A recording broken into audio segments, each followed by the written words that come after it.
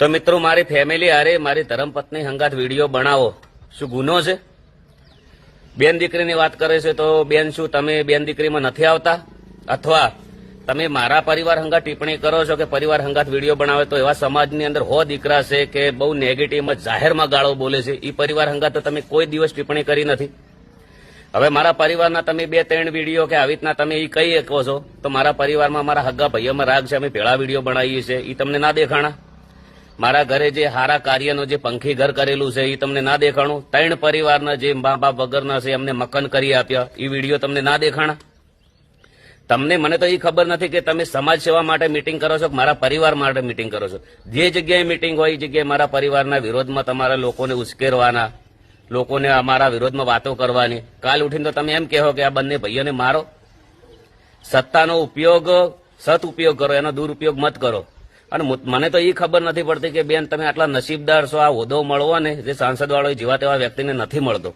એનો તમને આ હોદ્દો ડીજે વાળા હંગાર લડવા માટે મળ્યો છે કે ભુવાજી હંગાર લડવા માટે મળ્યો છે કે કલાકારો હંગાર લડવા માટે મળ્યો છે કે દશામાં હંગાર લડવા માટે મળ્યો છે? મને તો એ જ ખબર નથી પડતી. ભાજપના કાર્યકર્તા એટલા બધા સ્ટેજ ઉપર આવે છે, કેમ કોઈ વ્યક્તિ બોલતો નથી? વાત કરીએ તો તમે ન્યાય કરો તો હાસો કરો. તમારે એટલો બધો ન્યાય કરવાનો શોખ હોય તો તમે પોતે બંધારણ તોડીને 10 દિવસ હતાઈ જો છો, પછી તમે ગોચા જડતા નથી. જે સમાજવાળા કોઈ બી આગેવાન તમારે ભેળા રહીને ખાવાનું, ભેળા રહીને દંડ લેવાનો, એક જણા કંથી દંડ લેવાનો, બીજા છોકરા સમાજ બહાર કાઢવાના. મેન મુદ્દાની વાત કરીએ કે તમે પંચાયત કેવી રીતે કરી. તમે કોઈ બી ના ઘરે જો છો અવસરની અંદર તો તમે ત્યાંથી 1.5 લાખ રૂપિયા લ્યો છો. અમે કોઈ બી ના ઘરે અવસરમાં જઈએ અમારા કુટુંબમાં ગાવા તો તમે અમને નાત બાર મૂકી દો છો. તો તમારે નાત બાર જવું જોઈએ. દંડ તમારે કરવાનો, તોડ તમારે કરવાનો, બંધારણ તમારે તોડવાનો. સમાજને તો શું તમે એકદમ ગોડી સમજો છો? દોસ્તો ગબ્બર ઠાકોર અને ગેનીબેનનો ફૂલ અત્યારે વિરોધ ચાલી રહ્યો છે દોસ્તો. તો ગબ્બર ઠાકોરને કેમ આવું બોલવું પડ્યું દોસ્તો? તેમનો બીજો વિડીયો પણ ગેનીબેન અને ગબ્બર ઠાકોરનો વિડીયો હું તમને બતાવું છું દોસ્તો. વિડીયો પૂરો જોજો અને વિડીયોને શેર કરવાનો છે દોસ્તો. ખાલી થોડી ગેનીબેનની મારે એક થોડીક વિનંતી કરવી છે. તમે જે સમાજ માટે બંધારણ આપણા સમાજના કલ્યાણ માટે જ કર્યું છે, બહુ સરસ કર્યું છે. પણ 1-2 એવી વાતો છે જે તમારી સમક્ષ રજૂ કરવા માગું છું હું. કેમ કે ઘણા બધા મને ફોન આવ્યા, કેમ કે હું પણ એક કલાકાર છું એટલે એમાં ખાસ પેલા ડીજેવાળાનો બહુ ફોન આવ્યો. એટલે અરે બીજું કશું નહીં, એ લોકોનું પણ શું એમના ઉપર ઘર ચાલતું હોય છે. ઘણા બધા કલાકારો ડીજેમાં જ કામ કરતા હોય છે. તો એના માટે તમે થોડુંક વિચારજો શું કરી શકો. તમે બધા આગેવાનો છો, બધા ભેગા થઈને તમે નક્કી કરજો. એટલે અમારા કલાકારોની વાત છે, બરાબર?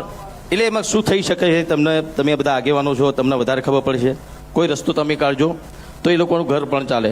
મારી પાસે વિક્રમભાઈએ માગણી મૂકી અને એમને વાત કરી કે બેન આ ડીજે વાળાની ને એમની માગણી છે એટલે હવે આ જે બંધારણ એ કોઈ ગેનીબેને નથી બનાવ્યું, સમગ્ર ઉત્તર ગુજરાતના 3 જિલ્લાઓએ સાથે મળીને બનાવ્યું છે. અને એ દિવસે એવી જાહેરાત કરી છે કે આના 1 વર્ષ પછી 4/1/2027 રોજ જ્યારે એને 1 વર્ષ પૂરું થાય અને એની ઉજવણી થાય એ ટાઈમે ચર્ચામાં મૂકીશું. અને એમાં તમે પણ બધાએ આવજો. ચર્ચાના અંતે જે કાંઈ નિર્ણય લેવાનો થતો હશે એ આવતા વર્ષે થશે. પણ હાલ તો મેં કીધું એમ કે આ બજેટ પસાર થઈ ગયું છે એટલે હાલ એને કોઈ વિચારણામાં વ્યક્તિગત રીતે લઈ શકાય એવું નથી. હેલો, હા, તમારા મમ્મી બાપ થઈ ગયા છે, તમે આવવાના છો? ના સાહેબ, હું નહીં આવી શકું. નહીં શકો એમ? મારી તમને જાણ કરવાની ફરજ છે. અંતિમ સંસ્કાર માટે લઈ જઈએ છીએ. ના ના, વાંધો નહીં. તમારે જે થતું હોય કરી લો, વાંધો નહીં. પણ મતલબ અંતિમ સંસ્કારમાં ખાલી આવ્યા તો કદાચ એની આત્માને શાંતિ મળે મારા ભાઈ. ના, હું નહીં આવી શકું યાર, મારી બહુ મજબૂરીઓ છે. મજબૂરીઓ છે એમ? કઈ વધારે ચલો. હા ને ભાઈ, દીકરા સાથે વાતચીત કર્યા બાદ અમને આશા હતી કે કદાચ દીકરી આવશે. દીકરીને પણ ફોન કર્યો, દીકરી શું કહી રહી છે એ પણ સાંભળો. તમારી મમ્મી ઓફ થઈ ગયા છે તો આવવાના છો અંતિમ સંસ્કારમાં? ના બાપુ નહીં આવી. હા ને, તમારા ભાઈને બી જાણ કરી, એને બી ના પાડી. ના પાડી એને મૂકવા કોણ આવી છે બાપુ? એ છોકરો બનીને જ આવ્યો હતો ને, તો પછી એવું કીધું કે ડ્રાઈવર છે એવું કીધું. એ નહીં, એ તો હમણાં તમે સોમવારે છેલ્લો ફોન કર્યો ત્યારે ને અમે એ છોકરો આવ્યો પેલા પણ મૂકવા આવ્યું હતું. તો યાદ નહીં કોણ મૂકવા આવ્યો કે કેટલા મહિનાથી છે. પણ આ તો તમને તો દર અઠવાડિયે કહીએ છીએ કે ભાઈ તબિયત ખરાબ છે, પણ તમારામાંથી કોઈને આવું જ ના હોય તો શું કરીએ બેનો? ના બાપુ સોરી, હું તો નહીં આવી શકું. કાંઈ નથી ભાઈ, ચલો હા ને? હા. ના આવી દીકરી ના આવે દીકરો, અંતિમ ક્રિયા તો બધી અમે કરી દીધી, પણ આવી કેટલી માઓ હશે જે આવી પરિસ્થિતિની અંદર જિંદગી જીવી હશે. આ બતાવવાનું અને આ સંભળાવવાનું રીઝન એટલું જ છે કે યાર આપણી જે સંસ્કૃતિ છે, આપણો આ દેશ છે, એ કઈ દિશામાં જઈ રહ્યો છે. આવું જ ચાલતું રહેશે.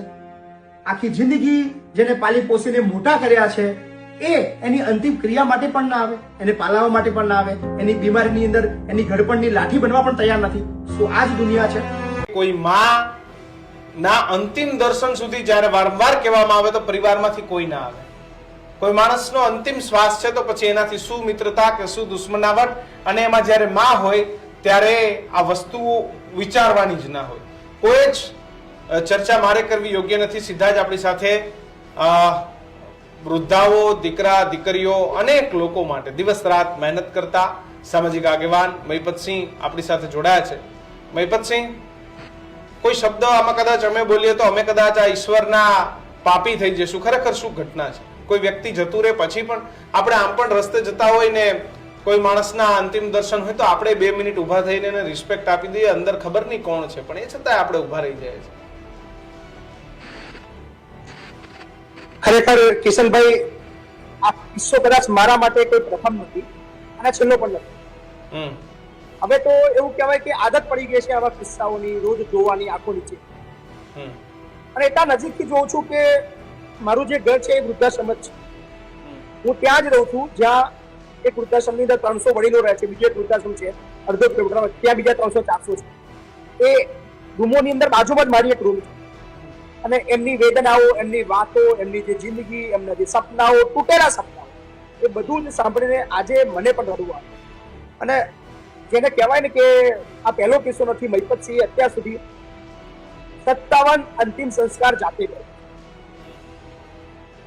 એ લોકોનો અધિકાર હતો, એ લોકોની ઈચ્છાઓ હતી વડીલોની કે મારો દીકરો છે, મારા 3 દીકરા છે, ખૂબ આગળ પડતા છે, લાખો રૂપિયાના બંગલા છે એમની પાસે, ગાડીઓ છે, બહુ કમાય છે, બહુ મોટું સમાજમાં એમનું નામ છે. પણ એમના સપના ત્યારે તૂટે છે કે જ્યારે એમની અંતિમ એ હોય છે કે હવે મારા દીકરાને બોલાવો, મારે મારા દીકરાને જોવો છે, મને મારા પરિવાર યાદ આવે છે, મારા પરિવાર સાથે મારે બેસવું છે. કદાચ હવે મારો ભગવાનના ઘરે જવાનો સમય થઈ ગયો છે. બાપુ તમે કંઈ પણ કરો, એમને બોલાવો, એમને ફોન કરો, એમના ઘરે ગાડી મોકલો, એ ચોક્કસથી આવશે. એમને કહેજો કે એમની બા, એમના દાદા એમને યાદ કરે છે. અને અમે એટલા પ્રયત્નો પણ કરીએ છીએ, એમને સમજાવીએ છીએ કે યાર છેલ્લી ઈચ્છા છે, આવીને મળી લો. અમે તમને લઈ જવા માટે ફોન નથી કર્યો. તમારું જે વડીલ છે એ અમારા વૃદ્ધાશ્રમમાં જ રહેશે. અને ફક્ત 5-10 મિનિટ સમય કાઢીને આવીને ખાલી એમને મળી લો. બીજી કોઈ જ એમની ઈચ્છા